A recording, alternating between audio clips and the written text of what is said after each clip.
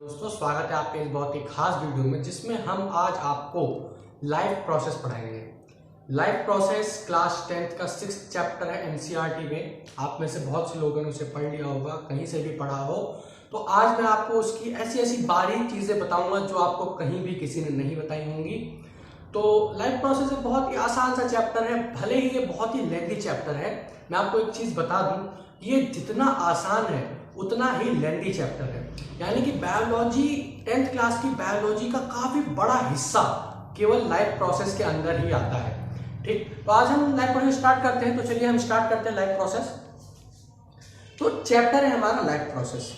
Life process से आप लोग क्या समझते हैं? लाइफ प्रोसेस हम अपने जीवन को सुरक्षित रखने के लिए या अपने जीवन को सुचारू रूप से चलाने के लिए जो भी गतिविधियां करते हैं उसे लाइफ प्रोसेस कहा जाता है। ठीक, लाइफ प्रोसेस कहा जाता है उसे।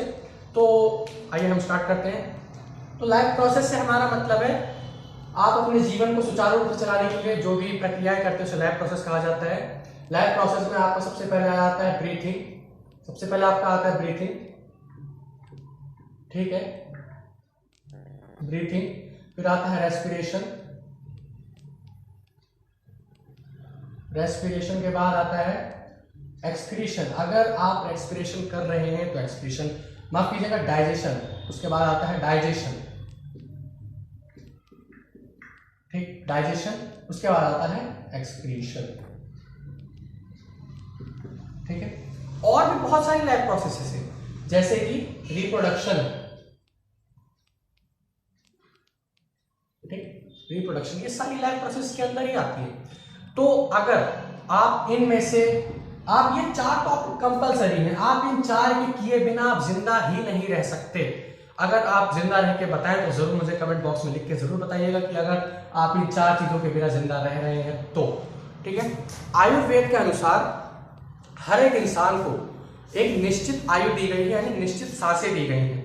निश्चित सांसें दी गई हैं तो इसका यह मतलब है कि निश्चित सांसें दी गई हैं तो आप उतनी ही सांसें ले सकते हैं और उससे ज्यादा आप नहीं ले सकते। लेकिन जो ऋषि मुनि लोग होते हैं वो अपनी सांस को कंट्रोल करते हैं तो उनकी उम्र बढ़ जाती है। इसीलिए तो हमारे मानव जीवन में केवल 100 साल दिए गए हैं। तो इसमें हमारा आता है न्यूट्रिशन।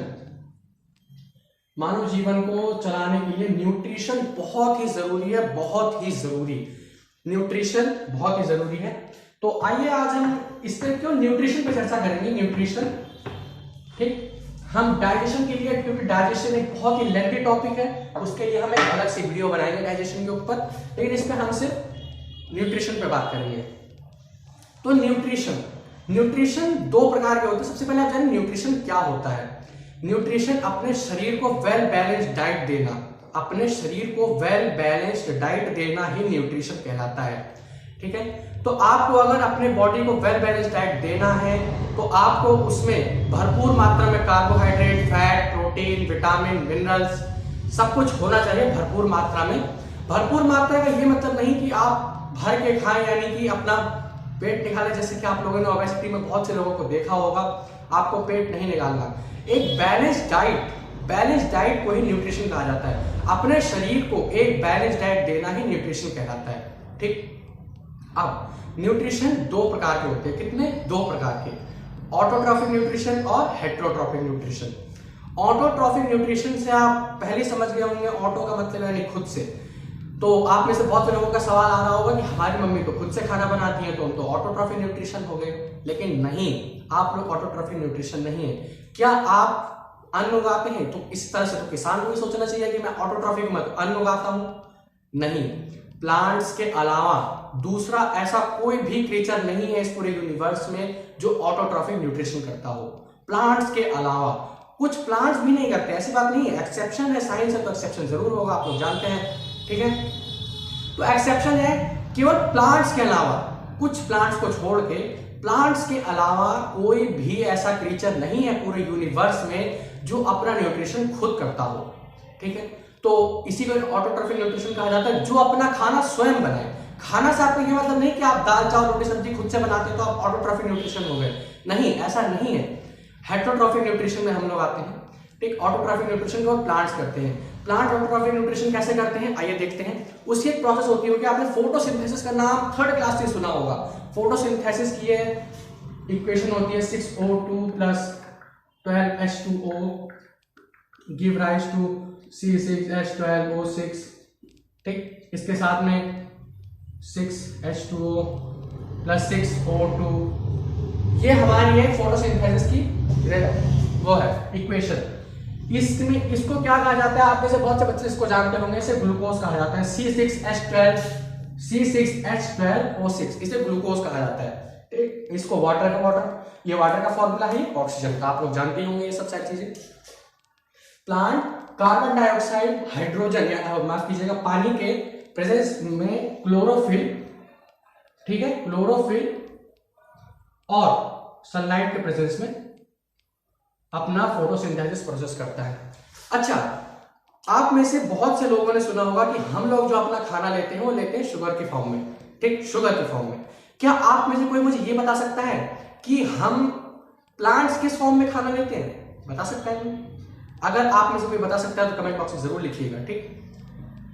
प्लांट्स अपना खाना आपको बताना है, इसका आंसर प्लांट्स अपना खाना किस फॉर्म में लेता है। तो चलिए हम आगे स्टार्ट करते हैं। आप में से जो भी आंसर मुझे कमेंट बॉक्स में बताएगा उसके बाद मैं आंसर आपको बताऊंगा, ठीक है। उसके बाद ये हमारा हो गया ऑटोट्रॉफिक न्यूट्रिशन, फोटोसिंथेसिस। आप लोग थर्ड क्लास से पढ़ते आ रहे होंगे फोटोसिंथेसिस प्रोसेस क्या होता है, ठीक है। The making of food in presence of sunlight and chlorophyll with the help of minerals, hydrogen, माफ कीजिएगा carbon dioxide, water is known as photosynthesis, ठीक। इस प्रोसेस से प्लांट फूड लेते हैं। तो ये था हमारा ऑटोट्रॉफिक न्यूट्रिशन। बचा हेटेरोट्रॉफिक न्यूट्रिशन।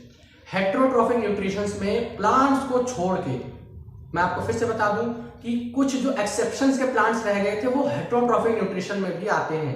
जैसे आपने इंसेक्टिवोरियस का नाम सुना होगा, ठीक है। इंसेक्टिवोरियस प्लांट्स का, वो अपना खाना खुद नहीं बनाते, वो इंसेक्ट्स खाते हैं। वो इंसेक्ट्स क्यों खाते हैं कि वो उस जगह पे पैदा होते हैं जहां पे न्यूट्रिएंट्स नहीं मिलते उन्हें, ठीक। इस जगह पे पैदा होते हैं जहां न्यूट्रिएंट्स नहीं मिलते, और न्यूट्रिएंट्स नहीं मिलते तो वो कीड़े मकोड़े खाते हैं अपनी जरूरतों को पूरा करने के लिए।